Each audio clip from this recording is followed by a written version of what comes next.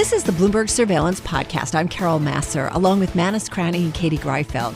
Join us each day for insight from the best in economics, geopolitics, finance, and investment.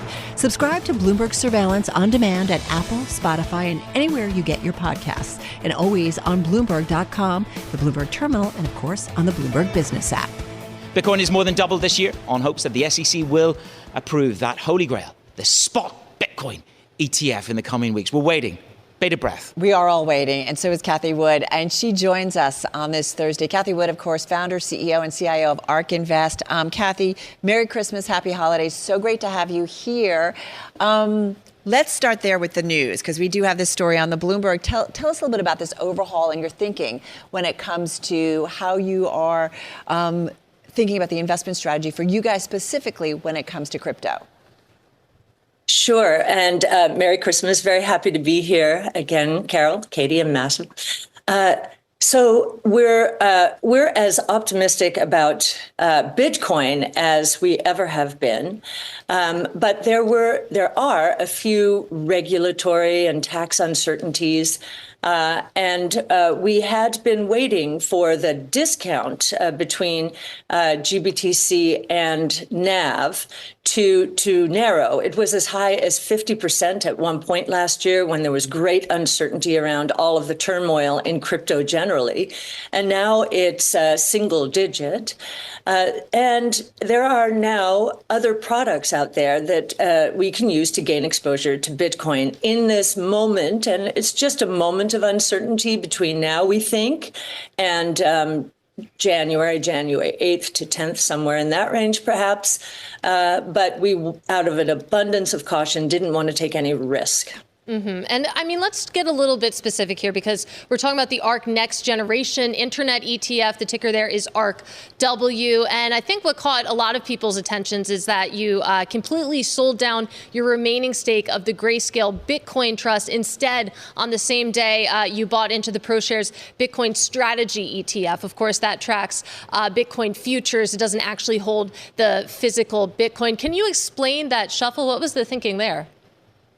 Sure. A couple of things. First of all, BITO, the ProShares, is already approved. There's no regulatory uncertainty having to do with it. So we chose to maintain our exposure through BITO for the time being. And as I mentioned before, there are some tax and regulatory uncertainties still as part of this process. We don't know exactly who's going to be approved and whether they've met all the criteria that the SEC has put before us. We know we have, but we don't know if others, including GBTC, have. We just don't know. So again, out of an abundance of caution, and GBT's discount, again, it was as much as 50% relative to NAV. So not only have we enjoyed this year the run in Bitcoin itself, but we've had the nice closing of that discount. So it's been, double good news for us. But you've talked about January 10th, Cathie, I think in another report. Is that possible, whether it's you or somebody else, in terms of the first spot Bitcoin ETF actually getting approval? Well, we think the probabilities have gone up because the SEC has been highly engaged compared to what was happening before. Before, it was just denying approval. And we just kept putting our filing in again, try, Yeah. dogged and determined. And so here we are. We think we're first in line, and that's why there is this January 10th deadline. But we like the idea that the SEC has been so engaged, and it's not just with us, it's others as well. We think a number of funds could be approved at the same time. And they've been asking not only one set of questions, but follow-up questions. And again, that's a very good sign. Well, speaking of engaged, go ahead, please. No, Yeah, finish. the last few questions have been very technical. And so more de rigueur, and you'd expect them to be asking these questions as we head toward an approval. Now, it's not 100% certain, and so we want to make that clear as well. This is the SEC, and we never know, what might happen along the way. Regulators can be tricky, that's for sure. Hey, listen, you mentioned engagement. Let's talk about engagement with your funds overall, and especially the Ark Innovation Fund, up 72% year to date, easily outperforming some of the major market benchmarks, still down 65% from the high back in February of 2021. For you, though, a lot of critics. We bring up your name, we bring up Ark, and you have a lot of fans and you have a lot of critics. There's a lot of discussion. Does it feel, though, a little bit like a victory lap this year? Well, we are very happy that a couple of things have happened. That this idea that interest rates were going to continue moving higher has been proven incorrect. And I think even the Fed, while there is that small possibility, even the Fed is now starting to talk about the other side of the interest rate move. And so I do believe all we've seen so far is a reaction to that macro phenomenon or judgment call. We went through our flagship strategy, and all of our strategies went through a very difficult time from February 21 through December of 22, as interest rates, first of all, were presumed to move up or forecasted to move up. And then when they did move up, so it was almost like a double discounting. And so we've seen the first installment of the correction there to the upside for our funds with this notion, and it's again the forecast that interest rates will come down. And we would presume that if they do come down, for the reasons we think they're going to come down, the most important one being deflation, then our funds will be in good shape, because we are very our companies thrive on deflation. Technologically enabled innovation is deflationary. So, Cathie, a very good morning to you. It's Manus, first time we've met on. So we're going to move to a deflationary environment. We'll come back to the big macro call in a moment. Just let's square it away before I talk to you about the flows in the funds, which is how much interest rate cuts do you presume are you forecasting? Leave the forecast of everybody else aside. What do you presume will happen next year? Well, we put up a chart in one of our in the nose, which is a YouTube video that I do every month, Employment Friday, and in that chart you will find a ratio. It's the metals to gold ratio. So metals price to gold price. And there has been an extremely tight correlation between that ratio and long-term interest rates. In October, we published it, or early November. And what you will see is that there was a very wide gap that had developed. The metals to gold ratio was near its low for the past 12, 15 years. And interest rates were at their highs, 5%. The correlation, if you just eyeballed that chart, the correlation suggested that rates should go to 2%. Now, maybe they won't go all the way to 2%, but we think that long-term interest rates are way above where they're going to end up because of deflation. Okay, yes. Well, we'll come back to that and see whether we get to the 2% level. I've got to ask you about the flows into the funds, which is obviously, as Carol just said to you, you've got a bit of a victory lap going on at the moment, but this is the first year of outflows. Have those outflows stopped? You've had a great performance in the back part of this year. Have the outflows stopped? And has that bleed stopped? Yes, well, we were very gratified at our asset retention in 21 and 22. In fact, we had net inflows, if you combine both years, of more than $18 billion. And this year, one might expect that those who average down into the very steep declines that we were seeing in 22 especially, might take some profit. So we have had, I know for our flagship strategy, it's roughly $500 million in outflows, maybe for all of our strategies, 1.8 million. So maybe 10% of the inflows that we enjoyed during 21 and 22. So again, we're very gratified and grateful to our clients for the support that we continue to receive. So has the outflow stopped? We have had days of, on balance, very recently, yes. And I think part of this is many people do tax management toward the end of the year.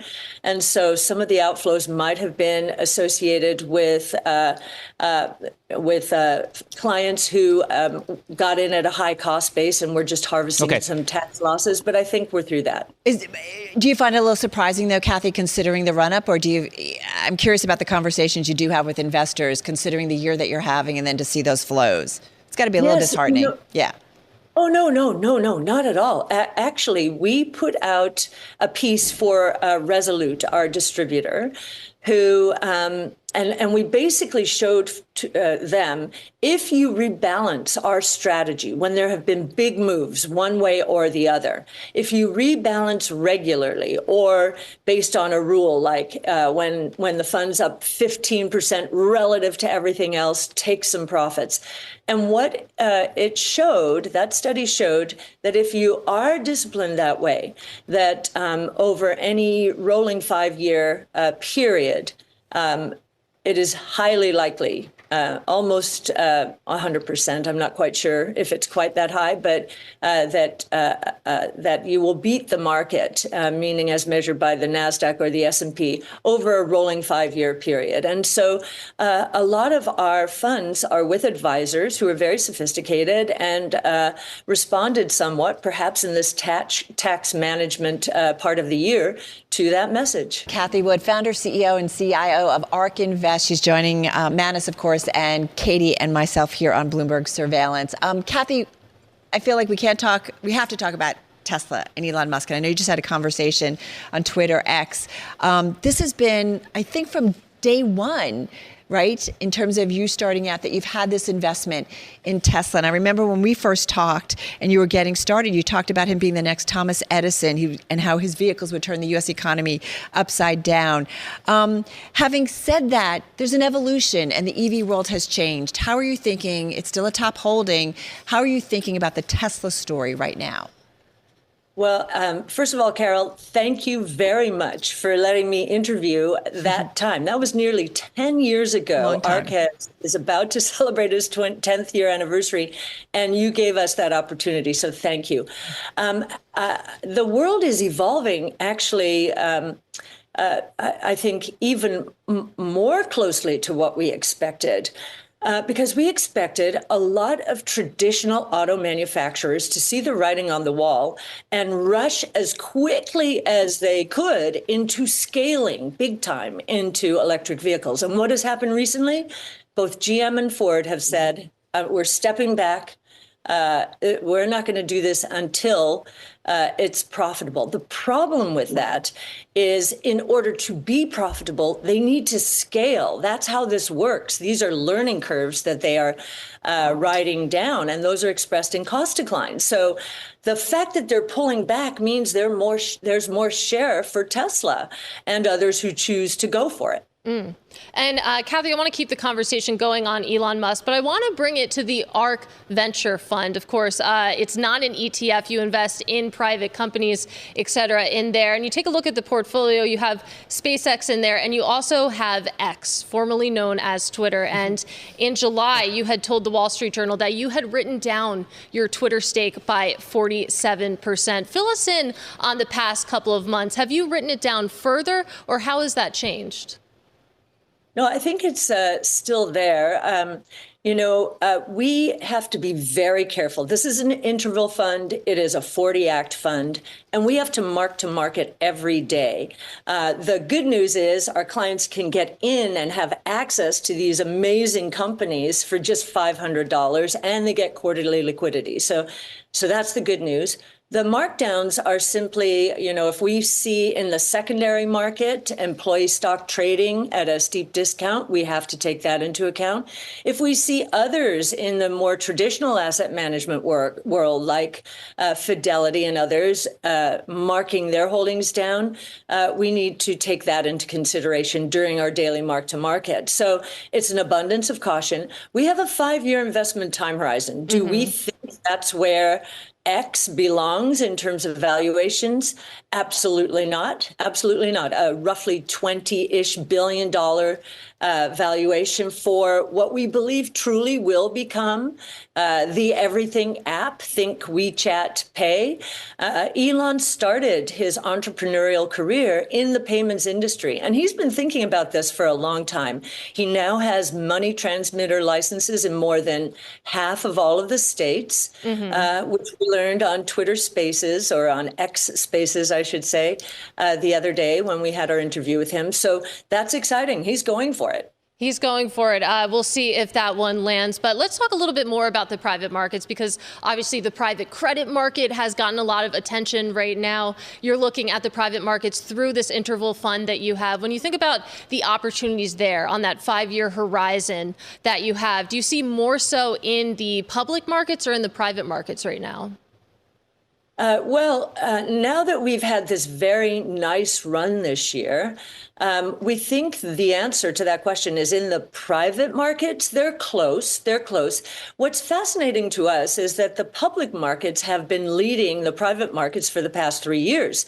As our funds were falling in 21, private valuations were going to all-time highs, along with the NASDAQ. They were taking their cues, I suppose, from the NASDAQ. But real innovation, if you looked at our portfolios, was starting to revalue to the downside, and even more so in 2022. We are still seeing major down rounds taking place in the private markets. And I'm always surprised at this sort of thing, because you would think that the private markets lead the public markets. That has not been the case in the last few years. Hey, Cathie, I've got to be honest with you. I think whenever we think about Elon Musk, brilliant, but also erratic. And I'm curious how you think about Elon, the individuals, versus Elon, the companies he's creating, the things he's doing. Because I think if there is time, any other CEO of a major publicly held company would, I think it's safe to say, not be able to get away with a lot of what he has done. So help us, educate us, how you make sense of it, of someone you have followed, talked with for many years. Well, first of all, very often we just look at what he does, not exactly what he's saying, which can often be a distraction, or it can be an advertisement for his cars or for X or for SpaceX and so forth. So, but we have a scoring system as we are evaluating companies and their founders and their management teams. And there are 6 metrics, and one of them is moat and barriers to entry. And I think Elon is a maestro of raising barriers to entry with innovation, that is so much faster than anyone else. Why? Because he's so first principles, physics driven in his analysis of how to approach a new idea, a big idea. So tell me this then, Cathie. I mean, if you look at the cohort of the CEOs that you back, Brian Armstrong, does he hit that bar? Is he above Elon, or is he at the money? You've got Elon, you've got Brian, you've got Tony Wood at Roku. Does anybody come close to Elon, or is Brian Armstrong maybe even at the money with Elon or above? Well, we don't actually look at the world that way, one relative to the other in terms of management teams. We do look from our scoring system at the scores, which include moat, management, people and culture, execution, valuation, that might surprise people, and product and service leadership, and thesis risk. Those are the 6 scores. And all 3 of them score very highly. Which one scores the highest? They're actually very close to one another, to be honest. They're very close to one another. So, I mean, obviously, Coinbase is one of your key holdings. We've talked a little bit about that. The other feature that we want to talk about is AI. I'm curious to know, in OpenAI, the valuations have ranged between 80 billion to 100 billion. Will you take a position in OpenAI? Is that going to be part of your holdings as you explore the next development of AI in your holdings? Well, in our private portfolios, we are already exposed to Anthropic, which has been a major beneficiary of the drama around OpenAI that we all witnessed a few months ago. But if you look at GPT-4, which is the latest large language model that OpenAI has published, it is way above others in terms of performance. So there you have it, the pros and the cons. So we can't tell you what we're going to do in that portfolio, but we are so impressed at how OpenAI has led the industry. We're also impressed, however, at the open source models, and we'd like to encourage more of that movement. We know that Meta Platforms has with Llama 2, and it's working on others, is moving very quickly and making great strides. So for much lower cost, open source is free, companies can get close, not right at GPT-4, but close. So we want to see the open source movement. In the venture fund, we also own... Cathie, we've got to... sorry. No. We never have enough time with you. Can I ask you a really quick question, 5 seconds? Sure. Any new ETFs coming our way from you guys next year? Well... real quickly. As you may know, we bought a company in London. Yeah. They have some very interesting funds. All right, going to leave it there. Like we said, we always leave our audience wanting more from you, but we so appreciate all the time you gave us. Happy New Year, of course, Cathie Wood, founder, CEO, CIO of Ark Investment.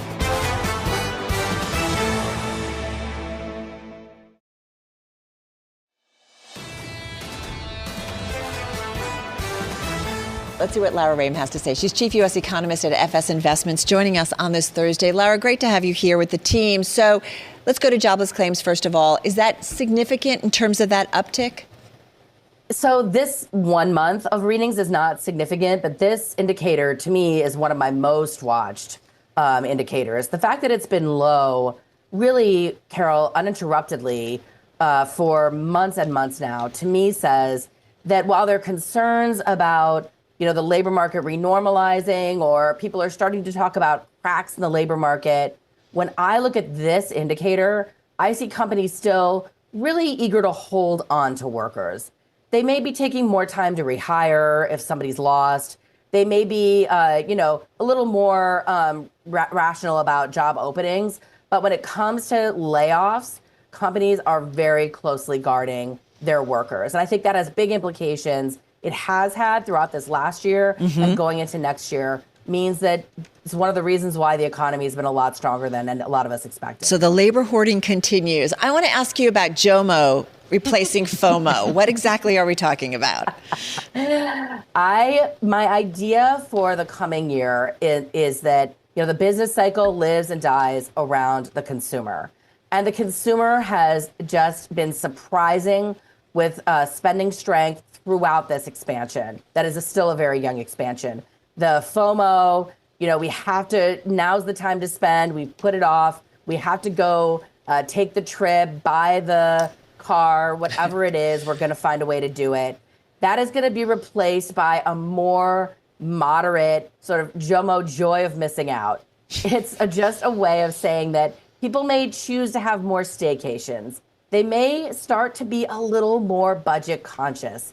That's not to say that household budgets are in trouble, but we know that credit card debt is high now, and interest rates on credit cards are, unlike home mortgages, they're not fixed, right? They are moving up fast. So it's this idea that over the next year, we're still going to have a healthy consumer. We have a healthy jobs market. We are not going to get the consumer in contraction, but you're going to have a consumer that's maybe a little more moderate and maybe decides that they can wait a little bit or defer some joy instead of taking it all right now. I think we have a new T-shirt and hat and coat JOMO. series to make it. JOMO, Weaponized FOMO. This was our guest the other day, by the way, Lara. Our guest the other day said that we all had weaponized, we have weaponized FOMO, but now you've christened a new one, JOMO. I love it. It's almost like it can be a boy band or a band of many. I want to know. It'll catch on by mid-year. You won't believe it. You are in the camp of uncomfortably high inflation in 2024. Now, does that just mean we get stuck where we are? Because the disinflation has been really quite aggressive, one could say. But you say we're going to get persistently high inflation. What is that going to do? Is that going to mar the sort of the clarion call for multi-rate cuts of 150 basis points in the US? I think we do get stuck where we are. And I would argue that where we are is uncomfortably high. And I think it does three big things. The first one is that it keeps this wet blanket on consumer sentiment. We've seen this trend of households spending a lot, but also in surveys being very downbeat about the economy. I think that gap has to close. And I think it closes more towards spending decelerating. And part of that is the inflation picture and partly the housing affordability picture, too. The second thing it does is give the Fed less room to maneuver. I don't think that 6 rate hikes in a non-recessionary economy is a likely outcome. I could see them strategically trying to cut rates, but the reality is that with inflation where it is today, it's very hard for me to see them just making the deep sort of programmatic cuts that they do when we're seeing a recession. And the third thing it does is really challenge fixed income investors. I think everybody looks at, the 2-year at 4.25. They think that this is it is a multi-decade highs, right? It seems like a very good investment. When you think about inflation at 4% versus 2%, your real return is much smaller than you'd think. Should we be talking about the possibility of another rate hike here? You mentioned that against this sticky inflation backdrop, 6 rate cuts maybe looks unrealistic. Is there a possibility that the Fed has to hike rates again in 2024? I was one of the last holdouts saying that they would raise rates in the fourth quarter. Obviously, that didn't happen. I think from here, their messaging has really changed. They've talked about rate cuts being not an if, but a when. So the more likely scenario to me is if data really surprise to the upside, or we get, inflation data that really harms their, goals to cut rates, they would instead just hold rates steady here. I think it's important to harken back to the mid-90s. And this is something that I really cover a lot in my outlook for next year. Over 40 years, we do not have a good roadmap for non-recessionary rate cut scenarios. And the mid-90s is one of the only episodes. They cut 3 times over 8 months, and then they waited almost a year and they raised again. So we have to be really, I think, careful. We just do not have a good roadmap. History is never a perfect guide, but in this case, we are really, I would say, in much more uncharted territory than markets believe today. Flying blind to some extent there. So clearly a communication challenge for the Fed. Let's talk about the balance sheet, though, because that's one of the big questions. And Powell did get asked about this at this month's meeting. What happens to the balance sheet if they do try to do those sort of fine-tuning rate cuts and continue to roll off the balance sheet? On the, from the outside looking in, that appears that the Fed is working at cross purposes. How are you thinking about the balance sheet in relation to their primary tool of interest rates? I think you bring up an important point, which is, again, speaks to the unique nature of easing monetary policy when we don't have a recession. It looks really different. And I think, first of all, the Fed would like to get out of the balance sheet manipulation game. I don't think it's a place where they've been comfortable. So I think to the best extent that they can, they'd like to de-emphasize that as a policy tool. And I think that's what they're trying to do right now. But I also look at the broader Treasury landscape, because over the coming year, we need to roll to almost $10 trillion, $9.7 trillion of Treasury debt that matures within the next 12 months. 3 years ago, that was only $5 trillion. So when I look at long-term interest rates, my expectation is that we will continue to hold or this drift up pattern throughout the next year, sort of holding the same 3.50 to 5% range that we held this last year. And the reason for that is because, we think about the yield curve today, deeply inverted. But if we do get a soft landing, that will probably correct at some point through some rate cuts, but also some drift higher in long-term interest rates. Lara, it's a very different outlook. 20 seconds really quickly. Are you ruling out a recession for the U.S. next year completely? I'm not completely ruling out a recession, Carol. I think so many of us tripped on the landmine and now feel a little bit shy to come out and talk about a recession next year. I think the risks are still elevated. We need to look at traditional bank lending. We need to look at the lagged effects of higher interest rates. My forecast, though, is for slower growth, not a recession. All right. On that note, we're going to say Happy New Year. Lara, always appreciate all the time you give Bloomberg. Lara Rhame, of course, of FS Investments. Mona Mahajan is standing by, Senior Investment Strategist over at Edward Jones. A very good morning to you. The Nasdaq's up 55%. The S&P is desperately trying to make a new record high. Do you think we're going to shift a little bit more aggressively into the new year to a full bull mode? Or will there be, a bit of pulling back once Powell and the other Fed members get into jawboning mode in January? Good morning. Yes, thanks, Manus. And certainly you've brought up probably one of the key points that we've been thinking about in recent weeks. Now, look, certainly this has been a phenomenal, probably 8 weeks or so for the S&P 500. And you have to you can't ignore the fact that the nature of this rally has shifted a bit. We started the year really driven by that Magnificent Seven, a large cap technology trade. And over the last few weeks, we have seen a broadening of participation, whether it's value cyclical parts of the market, whether it's small and mid cap parts of the market, whether it's bond markets, all of which have played some catch up in recent weeks. We think that's a healthy sign. Certainly a lot of ingredients came together to kind of drive this rally forward. And that included not only inflation moving lower, but a Fed that told us they're likely to pivot next year. And of course, bond markets and bond yields that moved substantially lower. Now, to your point, as we head into the new year, one, we know markets can't move up in a straight line indefinitely. And two, you give the markets an inch. Fed talked about 3 rate cuts. They take a mile. Markets are now pricing in about 6 rate cuts for next year. So we do think as we head into the new year, there could be some sparks and bouts of volatility, especially as the markets and Fed go head to head on this. And we do think the Fed will push back. Keep in mind, the first Fed meeting is January 31st. There will be speakers between now and then as well. We think they do take that opportunity to push back on the 6 rate cuts that have been priced into the market. Our view is we probably still get 3 to 4 rate cuts next year, but they don't start until later in the year, especially as the Fed does want to see that core inflation number move lower from 4% to probably sub 3%. A lot can happen in a month before that first Fed meeting. Having said that, I do wonder, Mona, how we've been spending so much time this week. It's kind of quieted down, but we've been watching very much what's going on geopolitically. How does that potentially complicate what the Fed needs to do here? Yeah, look, it's been an interesting year in geopolitics. And certainly one way that has manifested is through the oil and energy markets. And certainly when the Israeli-Gaza conflict first hit, we saw an immediate move higher in oil prices.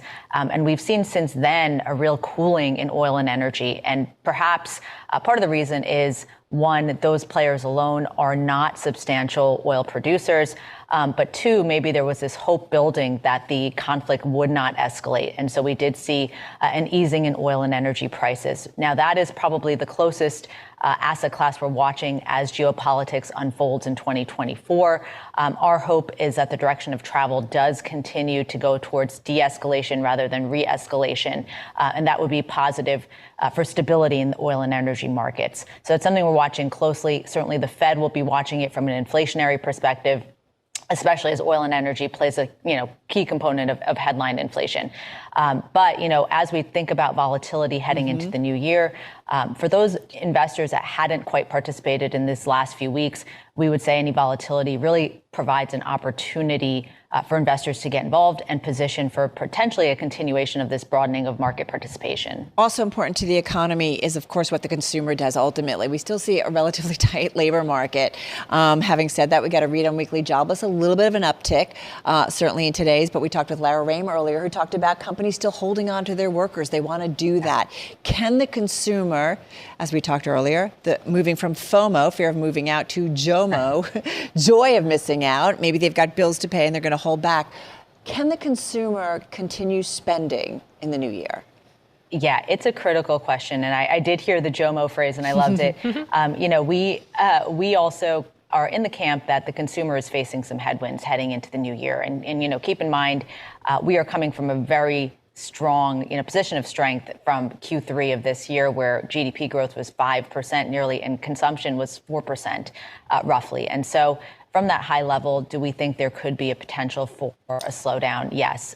Keep in mind, for the consumer, excess savings have been worked down. We are seeing still elevated interest rates, mortgage rates, despite the recent cooling. And of course, bank lending standards remain tight. Credit card debt, as we know, is moving higher. And we're seeing some early signs of delinquencies as well. So all that being said, some challenges facing the consumer as we're heading into the new year. But we know the U.S. consumer likes to spend and does and can remain resilient in the face of some challenges. The U.S. consumer will spend right to the very end. The last consumer to put their credit card away. Hard to bet against the U.S. consumer. But I want to bring this conversation back to the markets because you mentioned participation. And something that we've been talking about all week is that $6 trillion that's sitting in money market funds right now. And many a bull case has been built on the idea that basically you'll see that cash come out of money market funds and venture into risk assets, venture into equities and fixed income. Is that your view as well, or maybe a little bit of caution around that one?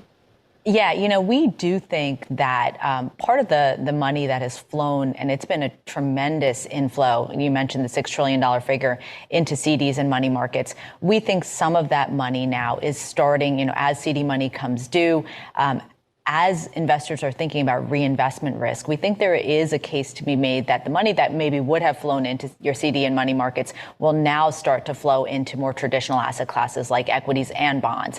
And certainly there's a couple of reasons for that. One, of course, as the Fed is potentially embarking on a rate cutting path, we will have reinvestment risk. Two, there is an opportunity cost to sitting in cash. And hopefully investors are starting to see with the S&P up 25%, but even the bond market rallying close to 5% in recent weeks gives you a run for your money for traditional cash assets. And then thirdly, over time, over any 30-year period, we have seen historically that cash has been a lag class. So sure, as we are thinking about our portfolios, that we're not too overweight cash and cash-like instruments, and we're strategically, allocated so that we can kind of meet and exceed long-term investment returns. And we do think this year in particular will be a great one to complement. We understand the reasoning to get into these CDs. Rates are higher than we've seen in recent history, right. But that could start to be trending downwards, and good time to start thinking about complementing CD money with traditional equities and bonds. Well, just to sit with this thought a little bit longer, the pushback to that argument, basically, that you're going to see cash come off the sidelines that we've gotten is that you think about that $1 trillion that's come into money market funds just from March, of course, and the banking struggles that we had then. Maybe that's going to be stickier than usual, that it won't be, this additional fuel that for equity markets and risk assets that maybe we've seen in the past. What's your thinking? Does that hold water with you at all? Yeah, I do think we are going to see a different portfolio construction in the next, call it 5 to 10 years even, given that Fed funds rate are likely not to move back to the zero bound. So you're probably looking at a Fed funds rate over time of 3%. And so in that environment, Treasury yields are probably somewhere between 3 and 4% themselves. And so this idea that you had to be all in equities or all in growth even probably doesn't hold over the next several years. So we think there's better balance between your equity and bond portfolio, and there is more room for cash-like instruments that are yielding attractive values. And so we'd say is make sure that you are thinking about not only equities, but think about investment grade bonds to complement some of that money market cash-like instruments. So we do think there is a place for cash and CDs, but we think that it's important to think about investment grade bonds. Not only are you locking in some of those better yields for a longer period, but you get the potential for appreciation if yields continue to move lower as well. So great kind of alternative. Just on those investment grade bonds, just briefly here before we go, is that perhaps an alternative to equity exposure in the Mag 7? If you want to diversify more broadly away from Mag 7 on the equity side, can I look at the IG bond side of the Mag 7 as perhaps a slot on the board that that the IG component makes up? Yeah, that is a very interesting call out. And I do think that's a way to play it as well. If you're thinking about some of the growth parts of the market and want to play it from the bond perspective, these are the companies that are very cash rich, that will probably make good on their investment grade bonds. And, they will likely not often need the bond market to raise cash. So when they do, it's a great opportunity for investors. So we would say, investment grade bonds in the Magnificent Seven or broadly in the technology space is a great way to complement your portfolio as well. Mona, thank you so much for being with us this morning.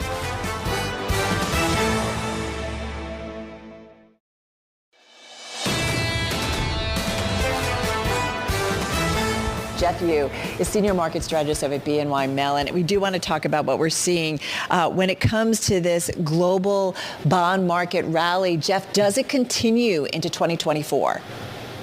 Well, broadly, looking at the easing cycle, I guess bonds will do well. We're seeing an underlying flows that people are going into duration, but has too much been priced in too soon? I would say for the Fed, yes. I would say for the ECB, no. So going back to your point about Madame Lagarde, about Chair Powell, they're all pushing it back against easing right now. I would just say these pushbacks, some are a bit more credible than others. So they're pushing back. Lagarde is desperately pushing back. We're just showing some treasury yields at the moment across the world. We have this global bond market rally. So you say we're going to get more easing from the ECB than the market expects, because right now it's pricing in 175 basis points. So what do we get, and what does that do to duration in Europe? I don't think it's about the amount of easing. It's more about timing. So they're pushing it back about when they are easing. I think market pricing of starting around March or the meeting after that, so the second or the third meeting, I think that is a credible view. And then we just go from there. But sticking with the ECB, one other thing to look at in the context of duration, they announced more QT, by unwinding the PEPP starting the second half of next year. Will they be in a position to actually execute that? And is the market going to be ready for supply, even though they do want duration right now? So quite a few moving parts at this point. So yes, there is a duration play heading into next year, but just to put things in context, so we saw like 3-4 standard deviation moves throughout December. It's going to be very hard to repeat that heading into January. So after a correction, yes, I think flows can head back in, but then the race that you mentioned, it truly begins, and I do think the Fed is going to be losing that race in terms of who cuts first. Okay, so they're possibly going to have to go first and go earlier. Does that say something more malevolent about the scale of recession here in the United States of America? Thankfully, you've studied the Psalm rule. I haven't got the depth of quant knowledge. Jeffrey, just for us, could you quiz Manus on it? Because that would be a lot of fun. No, I'm just kidding. Well, actually, it indicates when global recessions Yes, it does. Look, Geoff, you're omniscient in this regard. Just run us through for our viewers. What is the Psalm rule? Why does it matter? And where is the worst shirt globally, recession-wise? So looking at the strict definition, the 3-month moving average of the U3 unemployment rate in the US rises by 0.5 percentage points or more relative to the low during the last 12 months, right? So that's explicit definition there. So applying it to Europe, which is what we're really focused on right now. Oddly enough, UK and Sweden really are not doing too well in that respect. The UK quite poorly, but just to put things into context, so this rule can also be satisfied if the prior employment levels or the prior unemployment rate was far too low. So if the labour market was excessively tight, which in fairness it had been in certain European economies, then you could have that push up as well. But overall, going back to the hard landing, soft landing push, I think the US definitely in the soft landing camp, but for Europe is a bit mix and match right now. Overall, I think we need to focus on the fiscal side in Europe. Can Germany get past this constitutional wrangle with regard to the budget? Because what you don't want is fiscal contraction into a cyclical downturn. But that, to be honest, is what Germany is looking at right now, and they really need to resolve it. All right, I hope you guys wrote all that down because there is going to be a quiz. I've got the print out here with yellow highlights on it. So, don't say that I don't read the notes. We're getting Claudia on the phone right now as we speak. Later in the show, we'll all quiz each other. But, Geoff, let's stay in Europe. I want to go back to what you said about basically the ECB's credibility, because obviously the market is pushing rate cuts. And just today, I thought it was interesting, you had Governing Council member Robert Holzman coming out and saying rate cuts in 2024, they aren't guaranteed. Of course, he's one of the most hawkish members there, but still this pushback that you're seeing from the ECB, it's just not landing. What does that say about the ECB's credibility here? Well, if inflation data keeps on surprising to the downside, which it really has been over the last 2 or 3 prints, then your credibility is damaged. We saw it on the way up, right? Transitory all the time, and it turns out it wasn't transitory. So that's when you lose credibility. So the last thing central bankers anywhere right now want is to have lost some credibility on the way up, and you lose it on the way down as well. So this is where they need to be really attuned to right now. So I just question, what is euro dollar doing up here? Yes, it is a Fed story, but can you justify having a very strong euro right now with the export environment very weak? You mentioned China being quite weak as well. And also we've seen a downturn in the labor market as well. You look at job openings in France and Germany, they finally started to soften heading into December. So that services element in Europe, which Madame Lagarde said had been holding European wages up, that seems to be coming off as well. Look at the PMIs. So again, it's really difficult to justify, based on the data, the hawkish rhetoric at this point. All right, Geoff. So I'm going to go into Japan, Bank of Japan, right? We had some comments out from the governor saying that the BOJ can reach a judgment on policy before complete wage figures from small and medium-sized figures come out. He did an interview with NHK. So how are you thinking about Japan, this policy of negative rates that has been in existence for so long? Do we start to see some kind of shift in 2024? Can they actually do it? Yes, they will absolutely have to shift, and the yen is going to be very much part of that equation. We do see a material drop in dollar yen, so the yen is going to be one of the best performing currencies heading into next year. And also, let's just go back to what they're actually doing. So leaving the rhetoric aside, they're tweaking their bond purchases as well, leaving more scope for yields to go higher. So it is happening. They will do it at their own pace, judge it on data, judge it on wages, as you mentioned. But net, they know that importing inflation via a weaker yen, that doesn't work anymore. It is a problem, and it is going to be one of the tweaks, the major shifts heading into next year. And to be frank, Asia needs it as well. So on top of that, if the yen is allowed to strengthen, I think it will allow a lot of other central banks in Asia to let their currencies move a bit more as well, especially on the strengthening side, especially those still with a bit more inflation to worry about. But net, that's going to be the seminal story in APAC, of course, on top of whatever China does with respect to growth. The two Rs are going to define what happens to the dollar: recession and rates. Your call is a soft landing, and the market has 150, 160 basis points of rates cuts. The question I have for you then is, soft landing in the United States of America, is that short the dollar, sell the dollar on the rates, and a risk on narrative? Does that define a lower dollar 2024?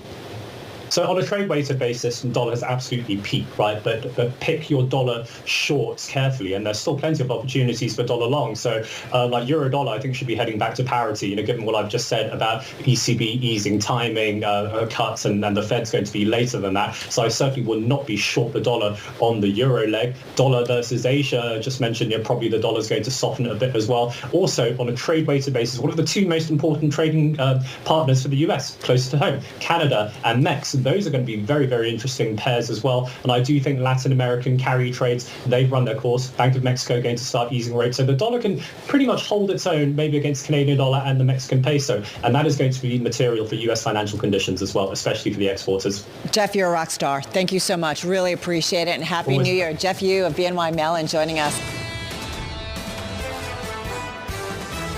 Ellen Wald, she follows the energy markets, has for a long time. She's senior fellow at the Atlantic Council and author of Saudi Inc. Ellen, great to have you back here on Bloomberg. So how are you kind of adding up some of the tensions that are happening in the Middle East? We're talking about stockpiles here in the United States. What does it mean for the energy markets? One of the important things, at least, that I'm taking in is to kind of pull back and look at the larger Middle East geopolitical picture here. And if you kind of step back, you'll notice that there have been apparently 103 separate attacks on U.S. troops across the Middle East, even in places where at least I wasn't aware we even had any troops. And that's a very large number. And that's been since I think October 17th. And to me, that says that things are kind of bubbling under the surface, potentially escalating. And then on top of that, you've got Iranian drone attacks on chemical tankers in the Indian Ocean.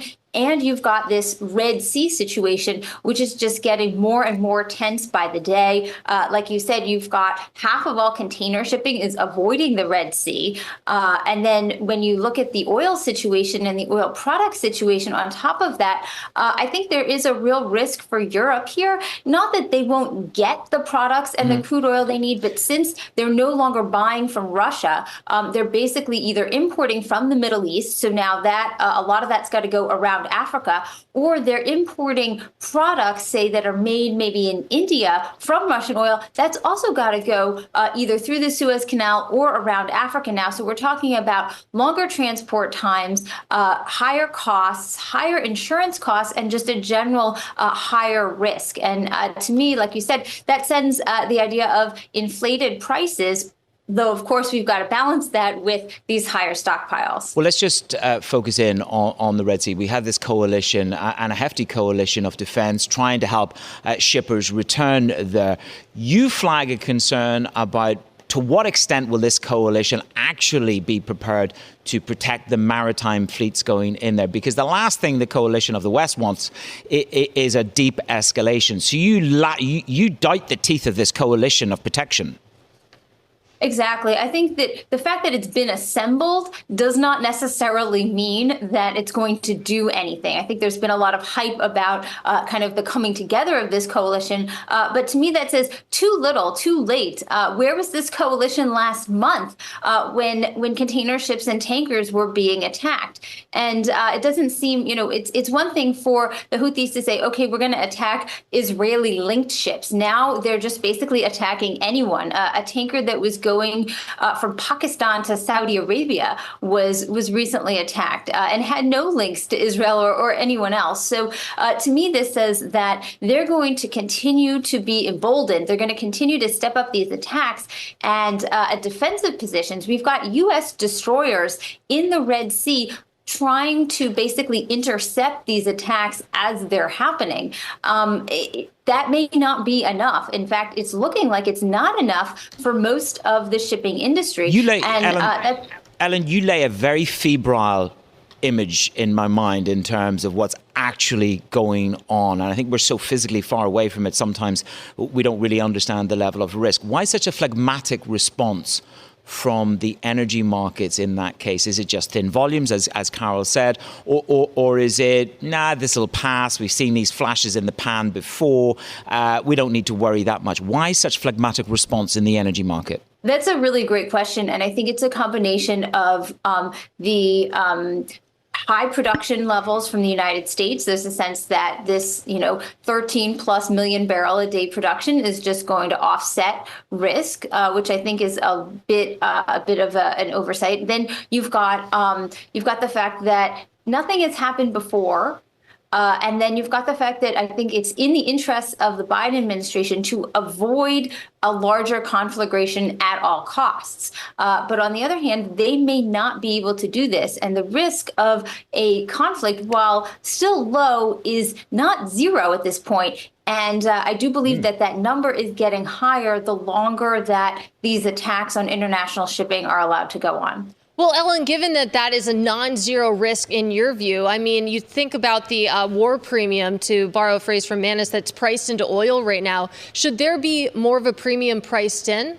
I do think that there should be, particularly as we go on in the year. We're at a period now of generally seasonally low demand. But as we head into, say, April, May, when things pick up, I do think that premium, if this conflict has not been resolved by then, that premium should definitely be much higher, particularly if OPEC Plus is going to continue to hold barrels off the market. How much higher, Ellen? Give us a quote.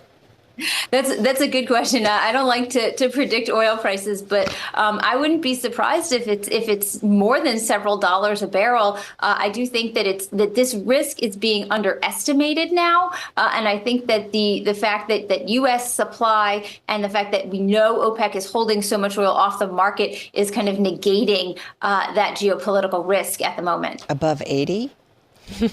She's pushing. I'm not going to say no.